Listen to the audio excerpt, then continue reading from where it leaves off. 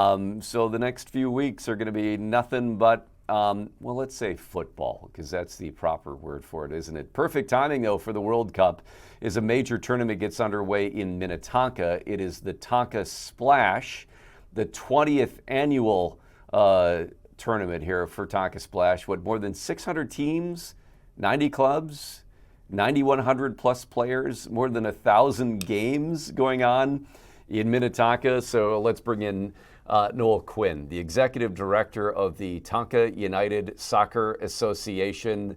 Thank you for joining us. Thank you very much for having me. Your background here, and you know, I want to call it football so that it feels more authentic for you.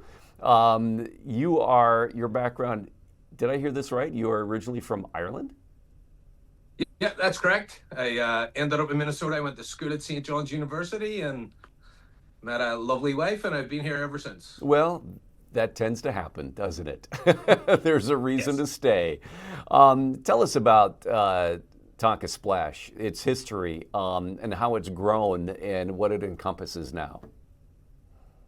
Yeah, so this is the 20th year running the Tonka Splash. Pretty big feature in the Minnesota soccer calendar. We have made a concerted effort over the last 2 to 3 years to grow participation within Tonka Splash.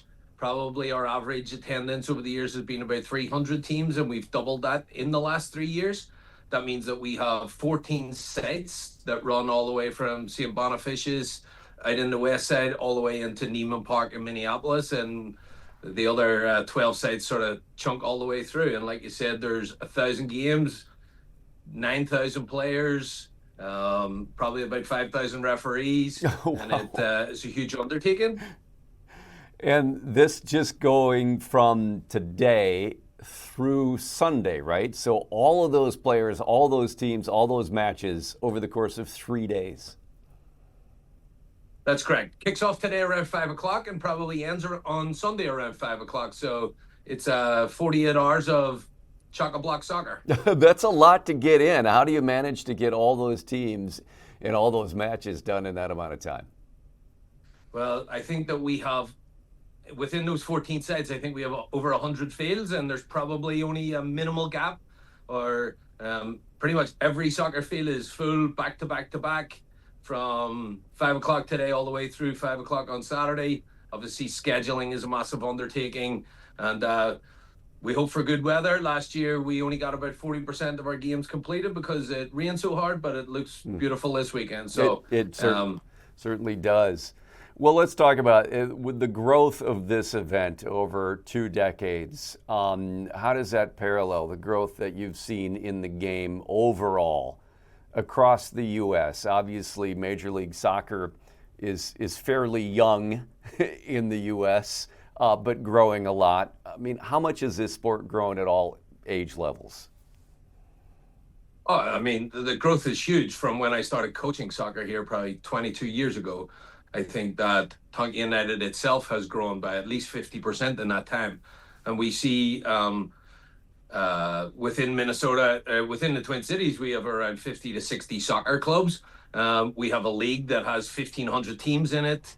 The growth of soccer across the United States is really high. I worked as the director of youth development for Minnesota United, and we could compete against the very best youth teams in Europe. And the reality is that soccer in the United States is growing, and in some places it's just as good as anywhere else in the world. Yeah.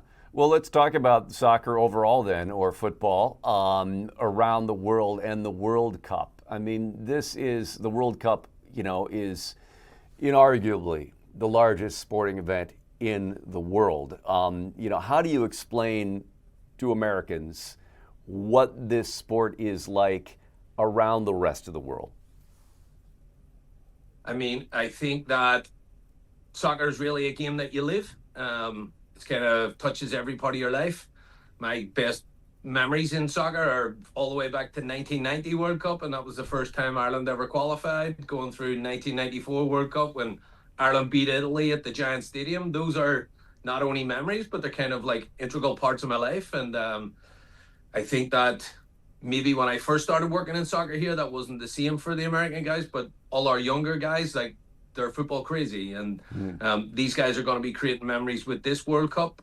And it's amazing to host a World Cup, and I hope the United States plays as many games as they possibly can, so that the game just keeps getting more and more popular. Yeah, but why was it? Why did it become the status that it did in other parts of the world, and then take longer to kind of take off in the U.S.? I don't really know the answer to that. I think the biggest thing in Europe is soccer clubs are quite local, so you get to represent your local community, get to represent your family, and I think clubs like Tonka United and Youth Soccer Associations really allow that to develop here in the States. And it's just going to take us a little bit more time. Like, soccer has been going in some of the British soccer clubs for 150 years. We have some old soccer clubs in the States, but Tonka United is 50 years old, so we still have 100 years to catch up to where the Europeans are right now. And we're trying to accelerate that and do it as quickly as possible.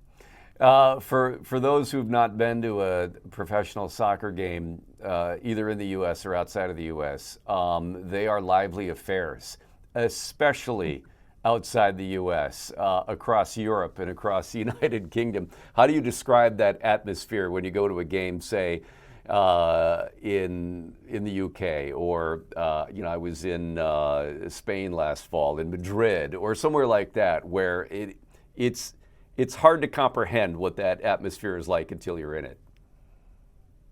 Yeah, absolutely. I mean, a lot of times those places are cauldrons.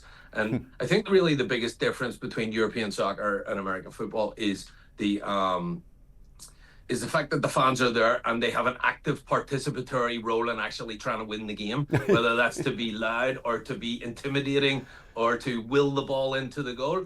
I think it's more of a participation than a observation sport in Europe. And when I go to the games, I hope that I'm helping my team win.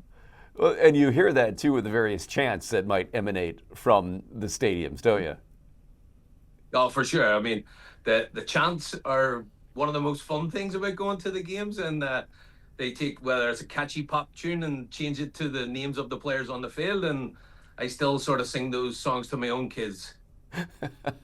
It is so fun. You probably won't hear any of that around the Tonka Splash this weekend, but certainly it'll be a fun event to get into it.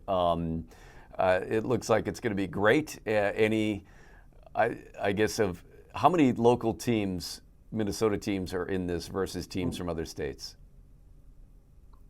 I would say it's probably 450 local teams out of the 600. We have teams that come from outstate Minnesota. We have teams that come from the Dakotas, Iowa, Wisconsin, and even this year we have some Canadian teams. So it's quite a regional event, but I don't know, 75% of the teams come from within Minnesota, and it's a great opportunity for us at Tonka United, the city of Minnetonka, to welcome everybody in and hope they have a great weekend and win some games and lose some games, and then just grow more of a love for the game of football. And grow more of a love, more of an understanding, more of a lifelong involvement in the sport. Well, Noel, thank you so much for joining us today. I know you got a busy weekend ahead of you, and we wish you the best with that. Thank you very much. All right. Tonka Splash starting off today. As he said, the first game's around 5 o'clock today and going through Sunday.